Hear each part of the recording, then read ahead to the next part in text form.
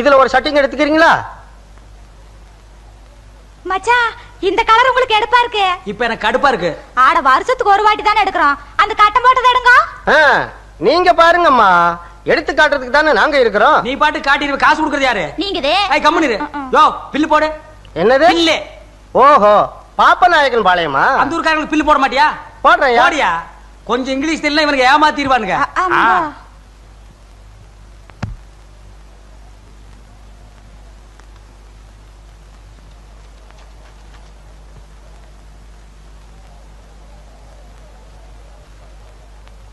மொத்தம் 995 ரூபாய் வருதுயா. எப்பா ஒரே அல்ல அள்ளிட்டா. இந்த பணத்துக்கு 10 பண்ணி வாங்கி விட்டுருக்கலாம்.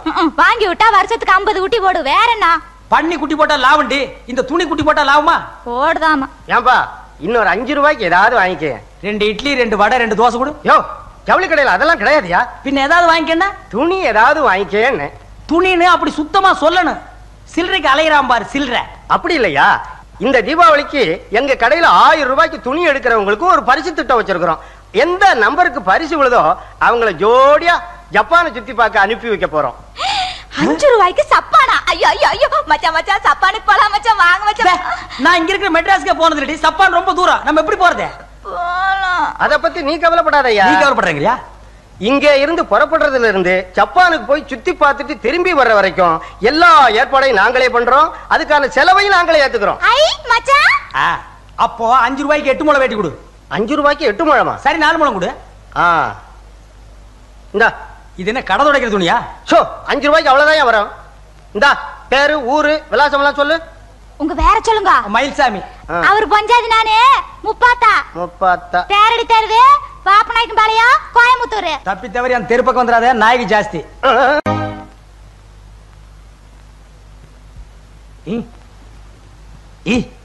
ஏண்டி மீன் பண்ண மாதிரி தலையில ஒரு பேன் பண்ணையே வச்சிருக்க? எங்க அம்மா கிட்ட இருந்து ஒட்டி இருக்கோம். உங்க அம்மா உனக்கு கொடுத்த சீதனமே இதுதான். இந்த பாருங்க, அனாவசியமா எங்க அம்மா வேல வம்பு கிழக்காதீங்க. ஆமா, பேனு குத்தி குத்தி என் விரல் குட்டியா போச்சு. மயில்சாமி யார் அவன்? கடங்காரன்? கடங்கார இல்லையா, அன்னைக்கு ஜவுளி எடுத்தீங்களே அந்த கடக்கார வந்திருக்கிற. மயில்சாமி பொண்டாட்டி, நீங்க 2 பேரும் அதிர்ஷ்டசாலிங்க.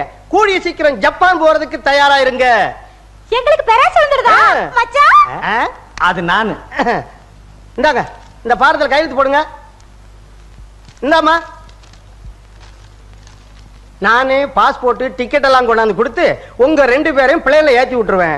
ஜப்பான் நாரிட்டா ஏர்போர்ட்ல முனுசாமின்னு ஒருத்தர் உங்களுக்காக காத்துக்கிட்டு இருப்பாரு.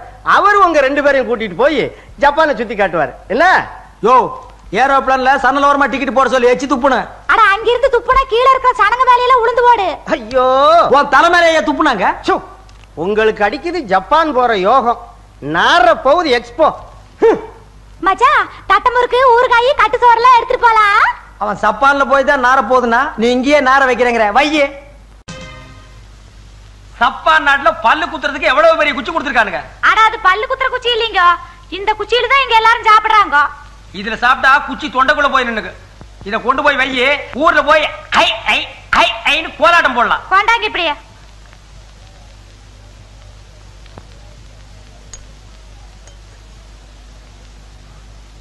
எவ்வளவு நைஸா இருக்கு. ஆட்டை சுத்தம் பண்ணி வெறும் குடலை வெள்ளையாக்கி ரொம்ப அற்புதமா செஞ்சிருக்காங்க. நைஸா இருக்கு. கொஞ்சம் சாப்பிடுறியா? அது என்ன குடல் மாதிரியாவா இருக்குது?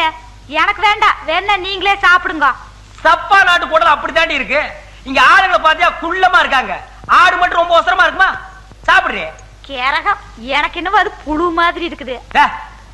உனக்கு பிடிக்கலன்னா விட்டுரு. புழு பூச்சின்னு சொல்லிட்டு இருக்காத. எந்திரிச்சு போடி. நீங்க இங்க உட்காந்து சாப்பிடுங்க, நான் அண்டல்ல போறேன்.